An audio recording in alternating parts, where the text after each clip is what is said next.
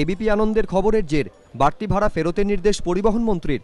দূরপাল্লার বাসের ভাড়া 50 থেকে 500 টাকা বাড়ানোর অভিযোগ। ধর্মতলা বাস টার্মিনাসের ভেতর এবং বাইরে সবকটি কাউন্টার দখল করে ধার্য ভাড়ার থেকে বেশি দামে টিকিট বিক্রি করার অভিযোগ তৃণমূল এবং সিপিএমের ইউনিয়নের এজেন্টদের বিরুদ্ধে। এবিপি আনন্দে এই খবর সম্প্রচারিত হওয়ার সঙ্গে সঙ্গে নড়ে চড়ে বসে প্রশাসন। কোনোভাবেই বাড়তি ভাড়া নেওয়া যাবে না। যাত্রীদের থেকে যে অতিরিক্ত ভাড়া নেওয়া হয়েছে অবিলম্বে কাউন্টার খুলে তা ফেরত দিতে হবে। বৃহস্পতিবার এমনই নির্দেশ দেন পরিবহন মন্ত্রী।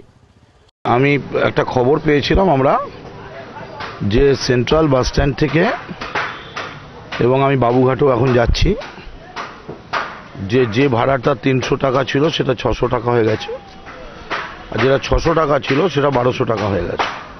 যদি কেউ ভাড়া বেশি দিয়ে থাকেন তাদের জন্য একটা কাউন্টার এখানে খুলে দেওয়া হবে। আমি নিজে যাচ্ছি, তারা রসিদ দেখালে তাদের যে অতিরিক্ত পয়সাটা নেওয়া হয়েছে সেটা যার যার বাসে নেওয়া হয়েছে তারা ফেরত দেবেন, এবং তার থেকে যে কমিশনটা আমাদের সিন্ডিকেটের বাস শ্রমিকরা পেয়েছে তারাও সেই পয়সাটা ফেরত দেবে। এদিন বাসের মালিক এবং শ্রমিক সংগঠনগুলিকে নিয়ে বৈঠক করেন মদন মিত্র। সেখানে অতিরিক্ত বাস ভাড়া নেওয়ার বিষয়ে তৃণমূল শ্রমিক সংগঠনের নেতাদের হুঁশিয়ারি দেন তিনি। পরিস্থিতি খতিয়ে দেখতে এদিন ধর্মতলা বাস টার্মিনাস পরিদর্শনে যান পরিবহন মন্ত্রী। বিভিন্ন বাসের কাউন্টার ঘুরে দেখেন তারা। যাত্রীদের থেকে কেন বেশি ভাড়া নেওয়া হচ্ছে চিঠি দিয়ে পরিবহন সংস্থাগুলিকে তার কারণ দর্শানোর নির্দেশ দিয়েছেন তিনি। তবে তার দাবি কেবলমাত্র 1%ই অতিরিক্ত ভাড়া নিয়েছে পরিবহন সংস্থাগুলি। আইএনটিটিইউসির নেতা দীপু পান্ডে এদিন অবশ্য বাড়তি ভাড়া নেওয়ার অভিযোগ অস্বীকার করেছেন। তার দাবি বাস মালিকরাই বাড়তি ভাড়া নেন।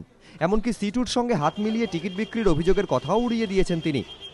বাড়াবার ক্ষমতা এখতিয়ার শ্রমিক সংগঠনে থাকে না। শ্রমিক সংগঠন কোনোদিন বাড়াতেই পারে না, এটা বাড়ায় মালিকরাই।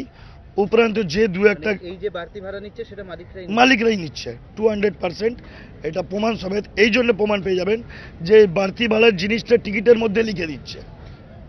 টিকিটটা মালিকের, কাজ করে শ্রমিকরা আমাদের সংগঠনের।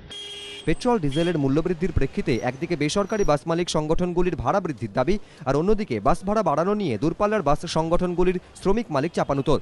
এই পরিস্থিতিতে বেসরকারি বিলাসবহুল বাসগুলিকে সরকারি নিয়ন্ত্রণে আনার চেষ্টা করছে পরিবহন দপ্তর। আর তা বাস্তবায়িত হলেই এই সমস্যার সমাধান সম্ভব হবে বলে ওয়াকিবহাল মহলের ধারণা। রাজশ্রী দত্তগুপ্ত, অর্ণব মুখোপাধ্যায় ও পার্থপ্রতিম ঘোষ, এবিপি আনন্দ, কলকাতা।